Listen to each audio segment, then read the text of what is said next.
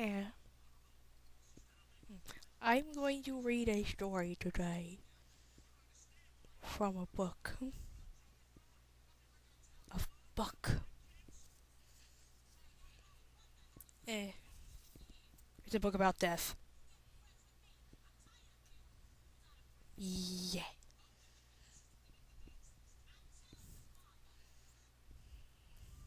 Alright, fine. How they croaked the awful ends of the awfully famous. Those who do not have an eye for gore or can create awesome images in their head, I suggest, well, if you don't like gore and everything, I suggest you do not listen. Anyway, King Tut. Back up the U-Haul. King of Egypt, was born in Egypt, circa 1342 BC. Died in Egypt, 1323 BC, at 19 years old. King Tut is more famous for being dead than alive. He was a blip in Egyptian history until 1922, when some explorers hit pay dirt and found his 3,000-year-old mummy nestled inside a giant sarcophagus. That sounds like a human body part, but it's just a fancy word meaning a stone box for a dead body. These grave-robbing explorers broke into Tut's tomb and took all his gold. And there was a lot of it, because King Tut definitely planned on being king in the afterlife. What he didn't plan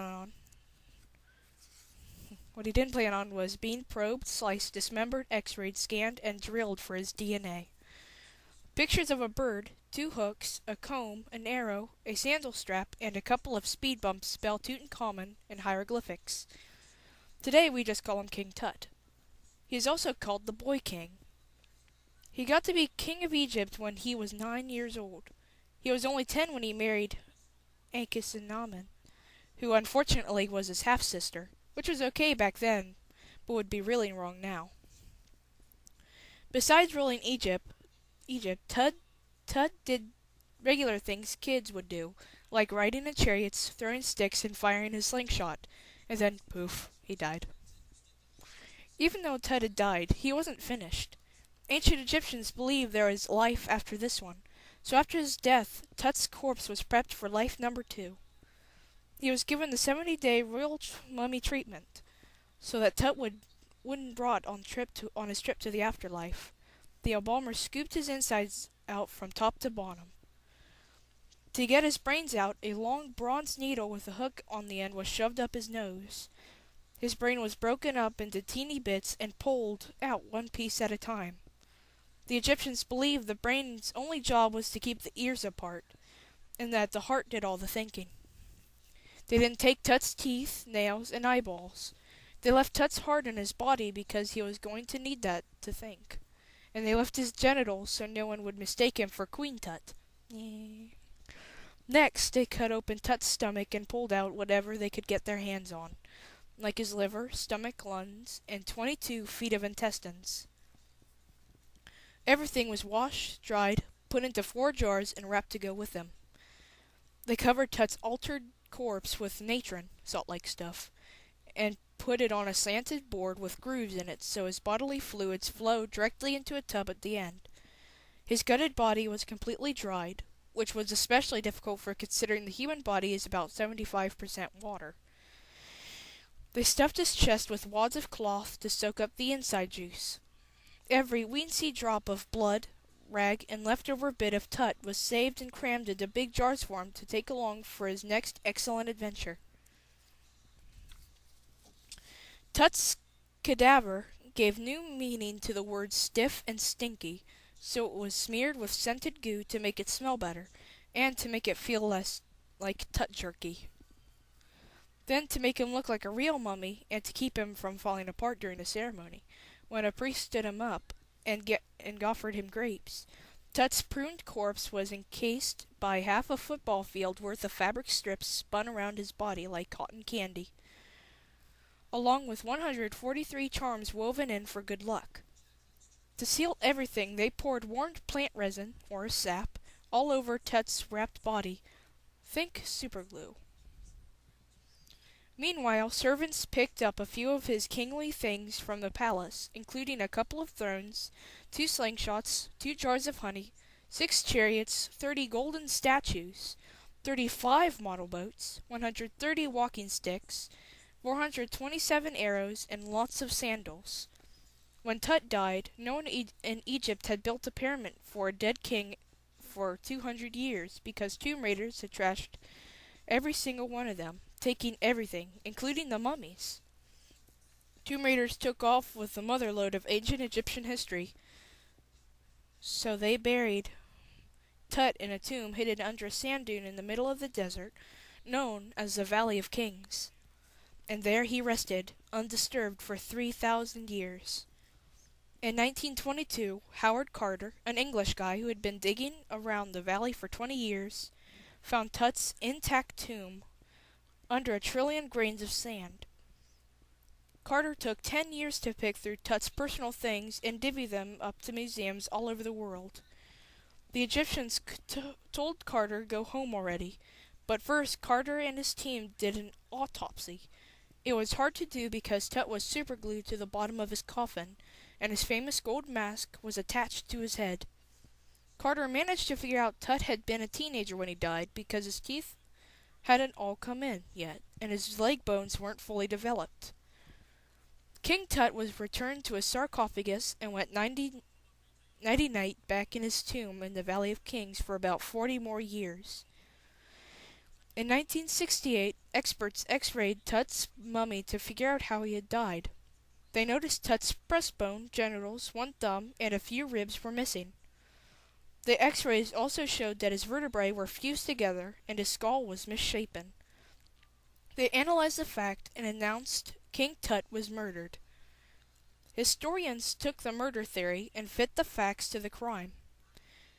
Egyptologists had a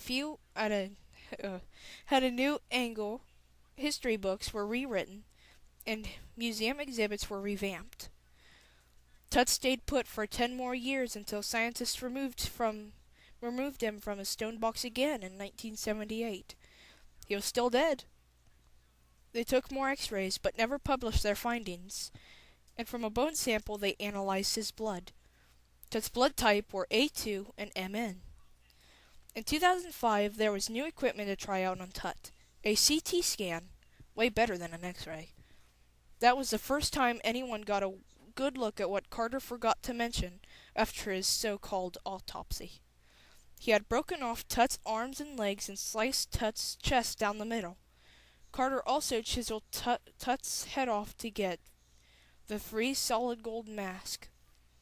And to get Tut's 143 good luck charms, Carter cut the body wrapping with an X-Acto blade. After he glued Tut back together with wax and put the mangled mummy back in the bed of sand, he didn't bother to reattach Tut's genitals, thumb, and ribs. He just buried them in the sand, and he put Tut back inside the coffin. Carter was just another tomb raider after all. The CT scan showed that Tut had an overbite, a small cleft palate, and a bend in his spine. But there was something else.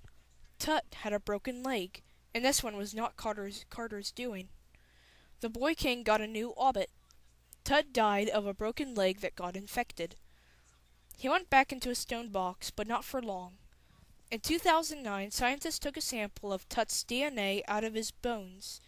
His genetic fingerprint showed he had Kohler disease, which diminished the blood supply to the bones in his left foot, meaning he had kind of a dead foot. The 130 walking sticks packed in his tomb were there because he was definitely going to need them in the afterlife, just as he needed them in this one. But that's not what killed him. Tut had malaria, a disease you get after being bitten by an infected mosquito. Malaria, along with his broken leg and dead foot, made for a dead king. He died in 1323 BC. He was only 19 years old. It didn't take a CT scan to see that Tut's leg was broken. It was visible to the naked eye and mentioned in Carter's original autopsy. It was also noted that Tut had a scabby, discolored indentation on the left side of his face. At the time, no one really knew what a 3,000-year-old insect bite might look like, but now we know what Tut died of malaria. That scab on his face could be the mosquito bite that eventually killed him. Ted's mummy is back in his tomb. Maybe now he can rest in peace. But for how long? Alright. Now there's some little facts here in the back. I'm gonna read this over the pages. Things to do with old mummies. Pharaohs and millions of common people were mummified in ancient times. Later, mummies were shipped by the ton all over the world for other uses, including 1. Mummy medicine. For hundreds of years, 1300 to 1800, doctors believed burned and pulverized mummies made into oils and powders could cure abscesses, coughs, epilepsy, fractures, palpitations, paralysis, poisoning, rashes, and ulcers. However, there were side effects to swallowing the mummy medicine: serious vomiting and evil-smelling breath. Number 2. Mummy paper. Every mummy has at least 30 pounds of cloth around it. Used mummy cloth was made into brown butcher paper in mid-1800s for packaging meat, unbeknownst to shoppers. But fairly soon, mummy paper was discontinued after an outbreak of cholera among the workers at the paper mill. Number 3. Mummy paint. Ground up mummy produced a deep brown favored by romantic painters in 1790 to 1850. There are problems with this paint. It never dried, it dripped down the painting in hot weather, it contracted and cracked in cold weather, and it ruined any color under, over, or near it. Mummy eyeballs. Mummy eye sockets look empty, but they're not. Eyeballs shrink to almost nothing during the drying process. The empty-looking sockets were sometimes filled with cloth, onions, or stone and painted to look like eyeballs. A fact: if mummy eyeballs were rehydrated, they almost returned to normal size.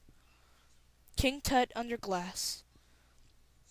Tut's mummy was removed from its sarcophagus and placed in a climate-controlled glass case in Tut's tomb, which was open for viewing for the first time in 2007. The mummy has been examined 5 times in the past, but only now is the public able to view it. Well now, next time we read about Julius Caesar. I should really be serious about this. Until next time, signing off then. Bye!